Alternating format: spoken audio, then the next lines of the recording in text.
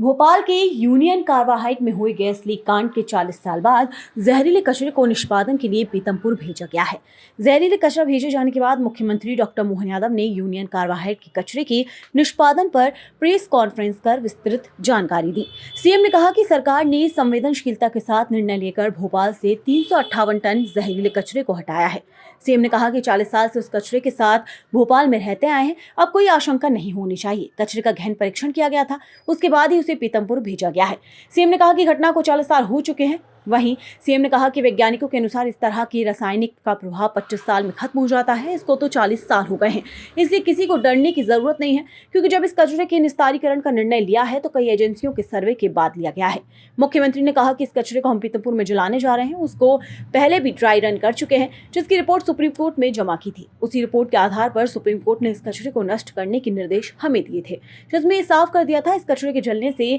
पर्यावरण पर कोई प्रभाव नहीं पड़ेगा। इस मौके पर सीएम ने कांग्रेस पर निशाना साधते हुए कहा कि कांग्रेस सरकार के कारण भोपाल गैस कांड हुआ था। कांग्रेसी पीतमपुर में विरोध कर रहे हैं, लेकिन कांग्रेस वाले भोपाल आकर कुछ नहीं बोलते हैं। उस दिन उस रात में भी यहाँ विद्यार्थी परिषद की बैठक में हिंदी ग्रंथ अकादमी के डायरेक्टर अशोक कड़ेल जी और हमारी परिषद की पूरी टीम संयोग से उस दिन भोपाल में ही थी।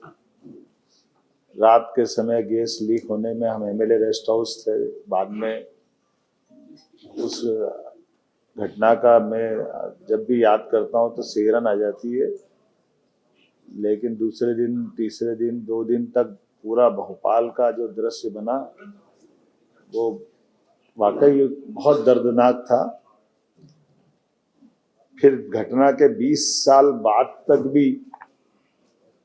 निष्ठुरता की सीमा तोड़ते हुए तत्कालीन शासन व्यवस्था ने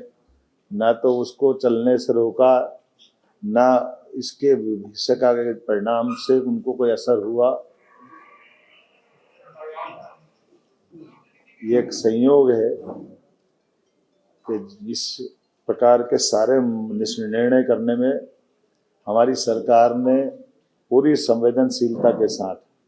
प्रदेश की जनता के हित में किसी प्रकार की कोई भी निर्णय की अपेक्षा हो तो निर्णय त्वरित गति से करते हुए आगे बढ़ने का निर्णय किया। माननीय उच्चतम न्यायालय, उच्च न्यायालय, सभी प्रकार के विभागों के अलग अलग परामर्श, सभी प्रकार के सुझावों के बलबूते पर हमने भोपाल से लगभग 358 टन यूनियन कार्बाइड का कचरा, जिसमें 60% से ज़्यादा स्थानीय मिट्टी है, लगभग 40% सेवन नेफ्थॉल और अन्य प्रकार के केमिकल से जुड़े अपशिष्ट है। सेवन नेफ्थॉल रेसिड्यूस मूलतः मिथाइल आइसोसाइनाइड और कीटनाशकों को बनाने में सह उत्पाद की भूमिका में रहता है, और इसका जहरीलापन भी वैज्ञानिकों के शब्दों में 25 साल में लगभग पूरा हो जाता है। ये उल्लेखनीय बात है कि घटना को 40 साल हो चुके हैं। ऐसे में स्वाभाविक रूप से कई सारी जो आशंकाएं हैं, उन आशंकाओं का अपने आप इस बात का उत्तर मिल जाता है। और ये इस बात का भी उत्तर है कि 40 साल से ही हम सब उस कचरे के साथ भोपाल में रहते आए। ऐसा नहीं कि कहीं से आ रहा है, भोपाल में ये कचरे के साथ ही सारे लोग रहते आए। तो इसलिए इस चीज़ को स्मरण में भी रखना है कि जिस बात को तथाकथित लोग एक आशंका से मन में लाते हैं, उनके लिए सारी बातों को समझाने के लिए मैंने बात कही है। इस कचरे के निपटान की प्रक्रिया में दुनिया में शायद ही इतना गहन परीक्षण किया होगा। भारत सरकार की विभिन्न संस्थाएं जैसे NEERI, national environment engineering research institute Nagpur, national geophysical research institute Hyderabad, IICT, Indian institute of chemical technology तथा केंद्रीय प्रदूषण नियंत्रण बोर्ड द्वारा समय समय पर किए गए अध्ययन, माननीय सर्वोच्च न्यायालय को प्रस्तुत किए गए सभी प्रतिवेदन, माननीय सर्वोच्च न्यायालय द्वारा भारत सरकार पर्यावरण मंत्रालय को मार्च 2000 में दिए गए निर्देश, जिस 2013 में केरल राज्य की कोच्चि स्थित हिंदुस्तान ये कोच्चि के संस्थान में 10 टन यूनियन कार्बाइड के समान कचरे का परिवहन कर ये हम पीथमपुर में ला करके जला करके इसका एक बार परीक्षण किया गया था TSDF ट्रायल रन केंद्रीय प्रदूषण नियंत्रण बोर्ड की निगरानी में, और इसको सफलता के साथ न केवल तत्कालीन समय जलाया बल्कि इसका परीक्षण की रिपोर्ट वैज्ञानिकों की उपस्थिति में पुनः सुप्रीम कोर्ट में भी प्रतिवेदन के साथ उपस्थित की गई थी। सर्वोच्च न्यायालय द्वारा प्रतिवेदन के निष्कर्षों के आधार पर 2014 अप्रैल में पुनः UCIL कचरे का 10 मीट्रिक टन ट्रायल भारत सरकार पर्यावरण वन जलवायु परिवर्तन मंत्रालय नई दिल्ली के निगरानी में TSDF पीथमपुर में पुनः इस प्रकार का इसका परीक्षण किया गया था और वीडियोग्राफी भी कराई थी और निष्कर्षों को शपथ पत्र के माध्यम से सुप्रीम कोर्ट में प्रस्तुत किया था। अगस्त 2015 में ये ट्रायल रन सफलतापूर्वक किया जाकर के केंद्रीय प्रदूषण नियंत्रण बोर्ड द्वारा प्रायोगिक निपटान की समस्त रिपोर्ट पुनः सुप्रीम कोर्ट में हमने प्रस्तुत की। इन समस्त रिपोर्ट में से स्पष्ट रूप से उभर कर सामने ये आया, इस कचरे के निपटान से वातावरण में कोई किसी प्रकार का नुकसान स्पष्ट नहीं हुआ है और माननीय उच्चतम न्यायालय ने सभी रिपोर्ट के गहन परीक्षण के पश्चात ही आगे बढ़ने के लिए और उसे नष्ट करने के लिए हमें निर्देशित किया। इन सब कोर्ट और जानकारी के बाद ही चीफ सेक्रेटरी को बताया गया था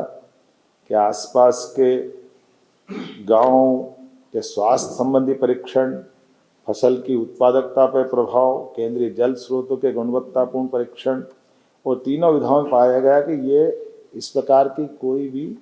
रिएक्शन, कोई भी नुकसान, नकारात्मक परिणाम नहीं आए। और इसीलिए इस कचरे निपटान की सारी प्रक्रिया में शासन ने हमारी अपनी गंभीरता रखते हुए इस तरह से बढ़ने का प्रयास किया कि सालों पुरानी एक परेशानी, इस परेशानी से निपटने के लिए योग्य मार्गदर्शन वैज्ञानिकों की उपस्थिति में क्रमशः इस दिशा में ठोस कदम उठाया जाए और सभी प्रकार की टीमें जैसे केंद्रीय प्रदूषण नियंत्रण बोर्ड, मध्य प्रदेश प्रदूषण नियंत्रण बोर्ड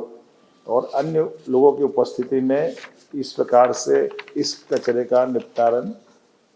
किया जाए। और हमने इसी आधार पर कल अपने यहाँ से भोपाल से ये कचरे को योग्य जगह पहुँचाया भी है और मुझे इस बात का संतोष है कि अभी तक की हमारी सारी गतिविधियों में जो हमने निर्णय किया था वो शांतिपूर्वक रहा। पूरा प्रदेश का कहीं भी किसी प्रकार की कष्ट हो जाए ये हमारे सबके लिए विषय रहता है। इसीलिए हमने हमारे यहाँ के बाद दोपहर में हमारा प्रयास भी है कि हम सभी लोगों को विश्वास में लेके चलें, सभी लोगों को सारी जानकारी पारदर्शिता के साथ सामने रखें और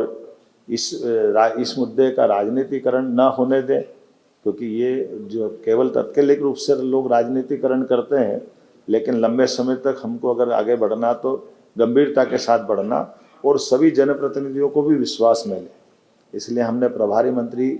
श्रीमान कैलाश विजयवर्गीय जी को कहा है कि वो धार में दोपहर में बैठक लेकर के 3 बजे इसके विस्तार से अपनी वहाँ के प्रतिनिधियों को भी विश्वास में लेकर के अपनी बात कहे और कुल मिलाकर के ये जो प्रक्रिया प्रारंभ होगी इस प्रक्रिया को पूरी